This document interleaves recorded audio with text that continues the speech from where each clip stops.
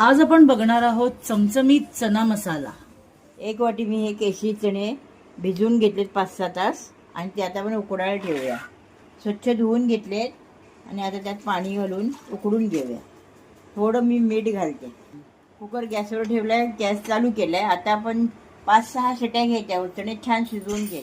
Cooker मी उघडून घेते, चणे शिजलेत की आपण बघूया।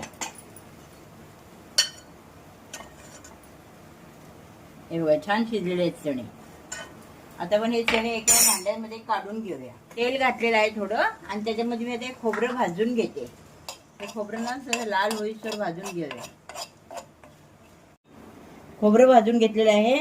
2-3 पाकळ्या लसणाच्या घेतलेल्या आहेत आणि 1-2 वेलची हे दालचिनी घेतलेली आहे। हे सगळं आपण वाटून घेऊया आणि एक कांदा कट केलेला आहे फोडणीसाठी। आता आपण तेल टाकून घेऊया। कुकर तापलेला आहे, तेल तापले आहे। आता आपण कांदा टाकून घेऊया कापलेला। एक कांदा कट केला होता मी। आता आपण मसाले टाकूया। 1 चमचा मसाला घेतलेला घरगुती, हिंग, अर्धा चमचा गरम मसाला आणि अर्धा चमचा हळद घेतली। हे सगळं आपण तेलामध्ये टाकूया।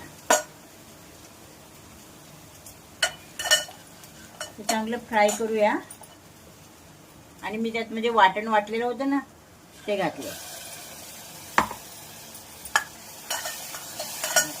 वाटण पण चांगलं परतून घेऊया आपण। मी खडे मसाले अख्खे नाही टाकत, मी दालचिनी वगैरे ना वाटून टाकली। मग ती काढूनच टाकणार ना आपण, मग ती वाटलेली तेवढी चांगला स्वाद येतो ना। आता आपण हे उकडलेले चणे टाकूयात। आता मीठ टाकू आणि नंतर परत मी कुकर लावून 2 शिट्या घेते। आधी मीठ टाकलेलं होतं ना म्हणून थोडंसं टाकायचं। कुकर लावलेलं आहे, 2 शिट्या घेऊया आपण। हे चना मसाला रेडी झाला आहे। ट्राय करून बघा तुम्ही रेसिपी। व्हिडिओ आवडल्यास लाईक करा, शेअर करा आणि स्नेहाज मेनू चॅनलला सबस्क्राईब करा। थँक्यू।